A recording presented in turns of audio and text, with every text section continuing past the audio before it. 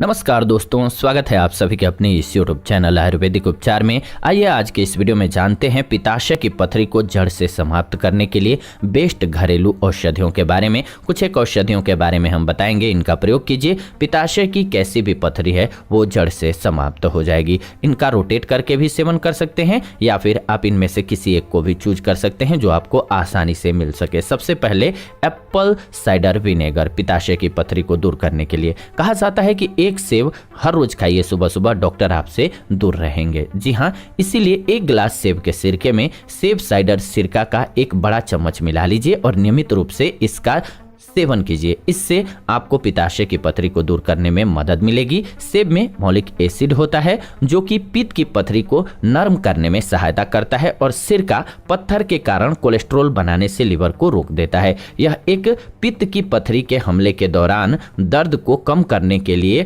त्वरित उपाय होता है। पित्ताशय की पथरी के लक्षण से आराम दिलाने में सेब का सिरका बहुत फायदेमंद होता है। इसका उपयोग कीजिए, आपको लाभ मिलेगा। इसके अलावा नाशपाती में पेक्टिन नामक यौगिक होता है जो कि कोलेस्ट्रॉल से बनी पथरी को नरम बनाता है ताकि वे शरीर से आसानी से बाहर निकल सकें। वे पथरी के कारण होने वाले दर्द तथा अन्य लक्षणों से आराम दिलाने में सहायक होता है। तो नाशपाती का सेवन किया कीजिए, आपको फायदा होगा। इसके अलावा चुकंदर, खीरा और गाजर का रस, जी हाँ, पित्ताशय की थैली को साफ और मजबूत करने और लिवर की सफाई के लिए चुकंदर का रस, ककड़ी का रस और गाजर का रस, इन तीनों का रस बराबर मात्रा में मिला लीजिए और इसका सेवन कीजिए। यह संयोजन आपके पेट और खून की सफाई में काफी मदद करता है। खीरे में मौजूद उच्च पानी सामग्री और गाजर में विटामिन सी की उच्च मात्रा मूत्राशय से विषाक्त पदार्थों को बाहर निकाल देता है और इस प्रकार से आपको पथरी से राहत मिल जाती है। इसके अलावा सिंहपर्णी, जी हाँ, सिंहपर्णी के पत्ते लिवर और मूत्राशय के कामकाज में सहायता करते हैं, पित्त उत्सर्जन को बढ़ावा देते हैं और विषाक्त पदार्थों को बाहर निकालने में मदद करते हैं। एक कप पानी में एक बड़ा चम्मच सिंहपर्णी के पत्तों को मिला लीजिए, फिर इसे अवशोषित करने के लिए 5 मिनट के लिए रख दीजिए। इसके बाद इसमें 1 चम्मच शहद मिलाइए। मधुमेह रोगियों को इस उपचार से बचना चाहिए, ये ध्यान रखिए। इसके अलावा पुदीना, जी हाँ, यह पित्त तथा अन्य पाचक रसों को बढ़ाता है। इसमें टेरपिन नामक यौगिक पाया जाता है जो कि प्रभावी रूप से पथरी को तोड़ता है। आप पुदीने की पत्तियों को उबाल करके पिपरमेंट टी भी बना सकते हैं, इससे आपको काफी ज्यादा लाभ होगा। इसके अलावा इसबगोल, जी हाँ, एक उच्च फाइबर आहार पित्ताशय की थैली की पथरी के इलाज में काम आती है, बहुत आवश्यक है। इसबगोल घुलनशील फाइबर का अच्छा स्रोत होने के कारण पित्त में कोलेस्ट्रॉल को बांधता है और पथरी के गठन को रोकने में मदद करता है। आप इसे अपने अन्य फाइबर युक्त भोजन के साथ या फिर रात को बिस्तर पर जाने से पहले 1 गिलास पानी के साथ ले सकते हैं, इससे लाभ मिलेगा। इतनी सारी औषधियां हम आपको इसलिए बता रहे हैं कि इनमें से जो आपको इजीली अवेलेबल हो उसका सेवन कीजिए। इसके अलावा नींबू, जी हाँ,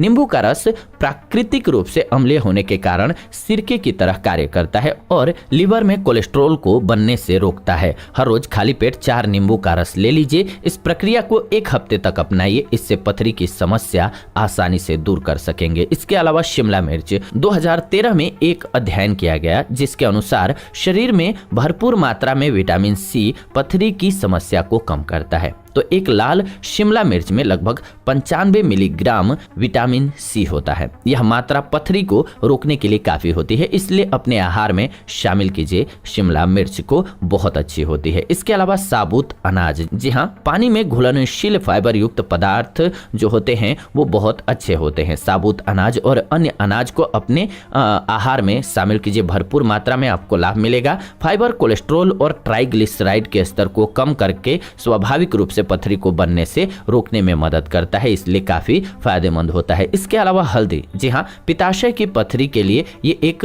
उत्तम घरेलू उपचार है। यह एंटीऑक्सीडेंट और एंटी इन्फ्लामेटरी यानी कि प्रदाहनाशक गुणों से भरपूर होता है। हल्दी पित्त यौगिकों और पथरी को आसानी से तोड़ने में मदद करती है। ऐसा माना जाता है कि 1 चम्मच हल्दी लेने से लगभग 80% पथरी की समस्या कंट्रोल रहती है। तो आप अगर इसका सेवन करते हैं तो पथरी बनेगी भी नहीं, पहले से करते हैं तो। इसके अलावा विटामिन सी लीजिए, जी हाँ, विटामिन सी शरीर के कोलेस्ट्रॉल को पित्त अम्ल में परिवर्तित करती है जो कि पथरी पथरी को तोड़ता है। आप विटामिन सी संपूरक ले सकते हैं या ऐसे खाद्य पदार्थ खा सकते हैं जिनमें विटामिन सी प्रचुर मात्रा में हो, जैसे कि संतरा, टमाटर, इन सभी का सेवन कीजिए। पथरी के लिए ये बेस्ट घरेलू उपाय होता है। और जब आपको विशेष परिस्थिति दिखे, यानी कि आप बहुत ज्यादा परेशान हो गए हो, दर्द से बैठ भी नहीं पा रहे हो, तो आप तुरंत डॉक्टर के पास जाइए। ऐसे में देर नहीं करनी चाहिए। इसके अलावा किसी भी प्रकार के फास्ट फूड के सेवन से बचना चाहिए, खास करके जो जानवरों से यानी कि जंतुओं से फूड मिलते हैं, यानी कि किसी भी प्रकार का मांसाहार हो गया,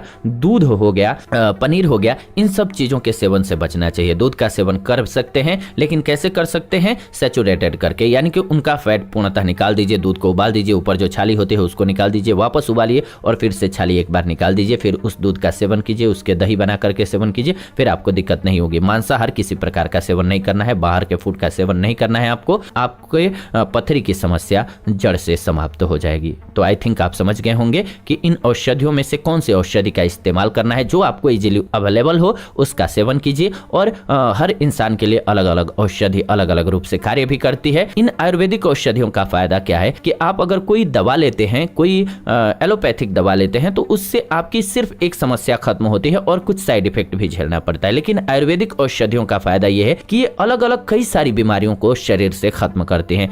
और जो आपके पथरी की समस्या है वो तो जड़ से समाप्त होगी ही, लेकिन मान लीजिए कि आप चुकंदर लेते हैं तो ये आपके शरीर में ब्लड भी बनाता है, तो यानी कि आपको फायदे भी कई मिल जाते हैं और आपकी बीमारी भी दूर हो जाती है। तो इसीलिए आयुर्वेद का उपयोग ज्यादा बेहतर होता है इस स्थिति में। तो आपके समझ में वीडियो पूर्णतः आई होगी। अगर फिर भी कोई कंफ्यूजन रह गया हो, आपके मन में कुछ सवाल रह गए हो, तो कमेंट्स के माध्यम से लिख भेजिए। हम आने वाले दिनों में उस टॉपिक पर आपके लिए वीडियो बना देंगे ताकि आपको समझ आ जाए। साथ ही साथ आप सभी से छोटी सी रिक्वेस्ट कि आप वीडियो को लाइक जरूर कीजिए। हमें बेहद खुशी होती है जब आप सभी लाइक करते हैं। तो शेयर कीजिए ताकि अन्य लोगों तक पहुंच सके वीडियो, और कमेंट कीजिए। आपके सुझाव हमारे लिए बहुत कीमती होते हैं। तो आप अपने सवाल या सुझाव जरूर कमेंट्स के माध्यम से लिखिए। फिलहाल विदा लेते हैं आज की इस वीडियो से, जुड़ेंगे नई वीडियो में। तब तक आप सभी खुश रहें, स्वस्थ रहें। धन्यवाद, नमस्कार दोस्तों।